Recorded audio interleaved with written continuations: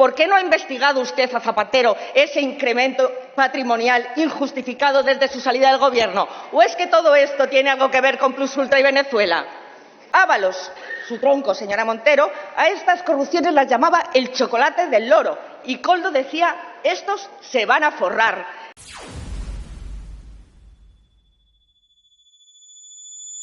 Hace más de un mes, la Guardia Civil entraba en su vicepresidencia, en empresas públicas bajo su mando, para registrarlas, sí, por amaños de contratos y fraude en subvenciones investigadas por corrupción. 19 registros, 3 destacados senchistas detenidos. Su amigo, su número 2, el expresidente de la SEPI, Vicente Fernández, la célebre fontanera Leire Díez y Anchón Alonso, qué casualidad, el socio de Santos Cerdán. A los 3, la Fiscalía Anticorrupción y el juez les atribuyen delitos: malversación, prevaricación, tráfico de influencias y organización criminal.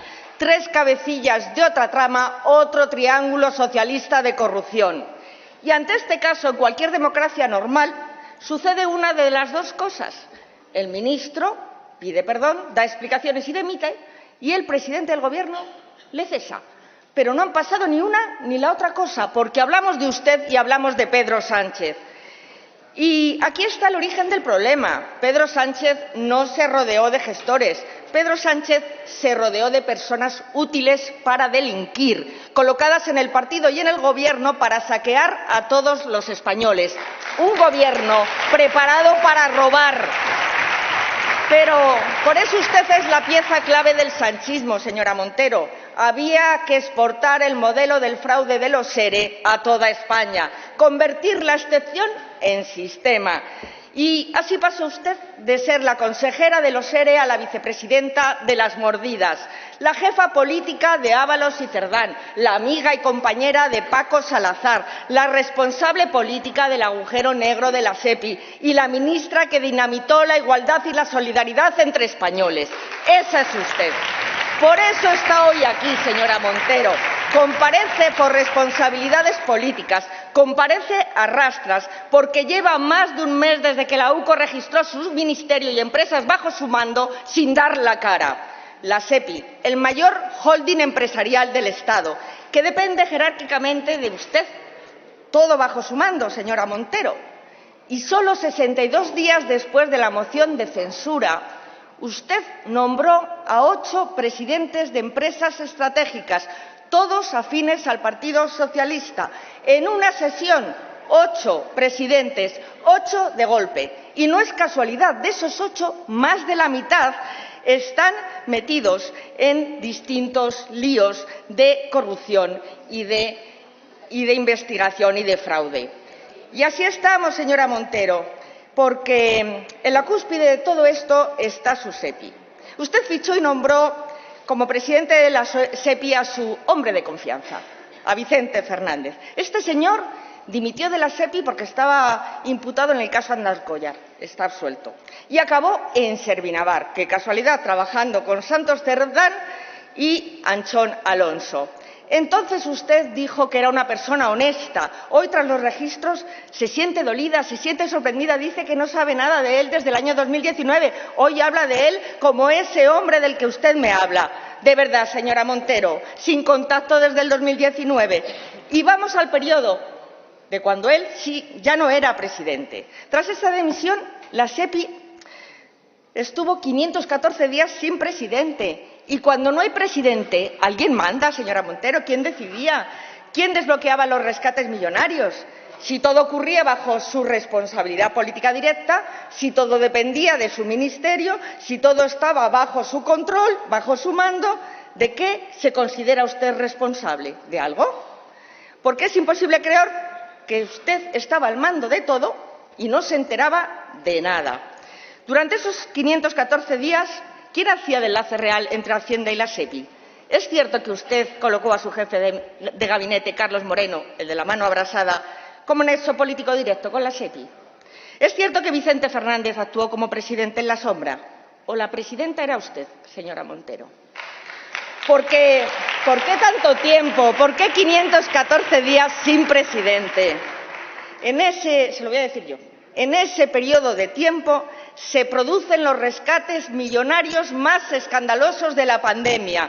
Mientras miles de españoles morían, mientras negocios cerraban, utilizaban la SEPI como cajero automático para pagar favores políticos del sanchismo. Y eso ni es legal ni es moral. Air Europa, 475 millones, Plus Ultra, 53, casi 600 millones bajo sospecha. ¿Eran empresas estratégicas? ¿Para quién, señora Montero? 2 rescates de altos vuelos, con Begoña Gómez y Zapatero de madrina y padrino, respectivamente. Ese es el rescate de Europa. Expedientes fraccionados, falta de controles, desvío a sociedades offshore en paraísos fiscales y presiones políticas para favorecer los negocios privados de la mujer del presidente. Díganos por qué se clasificó como secreto este rescate. Y vamos al rescate de Plus Ultra, patrocinado por el expresidente Zapatero. Un solo avión, 53 millones. Usted lo elevó a Consejo de Ministros. Usted lo calificó de estratégico. ¿Es cierto que no han devuelto ni un euro de los 53 millones? ¿Qué papel jugó Hacienda en la evaluación del riesgo?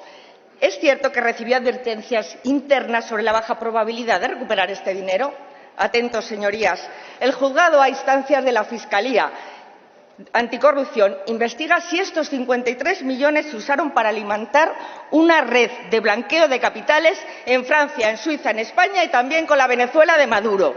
Esto es cierto, señora Montero. ¿Qué intereses tenía el Gobierno de Sánchez y Zapatero en este rescate? ¿Puede asegurar que ese dinero no se utilizó para pagar la deuda con petroleras venezolanas? ¿Por qué no ha investigado usted a Zapatero ese incremento patrimonial injustificado desde su salida del Gobierno? ¿O es que todo esto tiene algo que ver con Plus Ultra y Venezuela? Zapatero presionando y reuniéndose con ministros. Sánchez diciendo públicamente que este rescate cumplía los criterios de transparencia y legalidad. Accionistas vinculados al régimen de Venezuela investigados por blanqueo. Ábalos, su tronco, señora Montero, a estas corrupciones las llamaba el chocolate del loro. Y Koldo decía, estos se van a forrar. El loro de Plus Ultra entona merengue venezolano, señora Montero. Díganos, ¿puede garantizar que ni un solo euro terminó en una dictadura? ¿Repetiría hoy ese rescate? ¿Dimitiría si se demuestra que ese dinero fue al régimen de Maduro? ¿Lo hará? El problema no es rescatar empresas. El problema es rescatar negocios del uno y el régimen del aliado del otro. Ese es el problema. Y hablemos de Correos. Bajo el mandato de Juan Manuel Serrano, amigo personal de Pedro Sánchez, Correos ha acumulado 1.200 millones de pérdidas. Hoy la UCO investiga contratos adjudicados durante esta etapa. ¿Y quién emerge ahí como figura otra vez? Leire Díez, colocada en ENUSA y en Correos, presente en contratos urgentes y amañados. La misma que presume de ser la mano derecha de Cerdán. La misma Leire Díez que usted colocó en la mesa clave de Hacienda durante la pandemia. ¿Por qué la colocó ahí, señora Montero?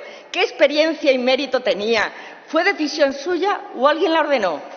Junto a la fontanera Leire aparece su Vicente Fernández.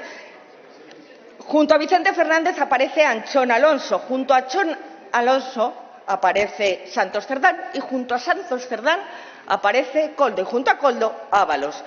Cuando los mismos nombres aparecen siempre en las mismas empresas, en los mismos contratos, esto no es un caso aislado, esto es una organización criminal. Este gobierno es tan honesto y limpio como feminista.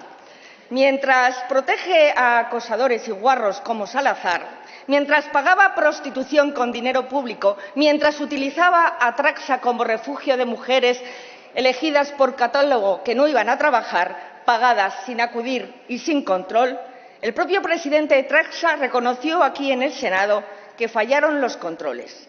Preguntó usted, ¿cuándo lo supo? ¿Pidió responsabilidades? Señora Montero, y concluyo.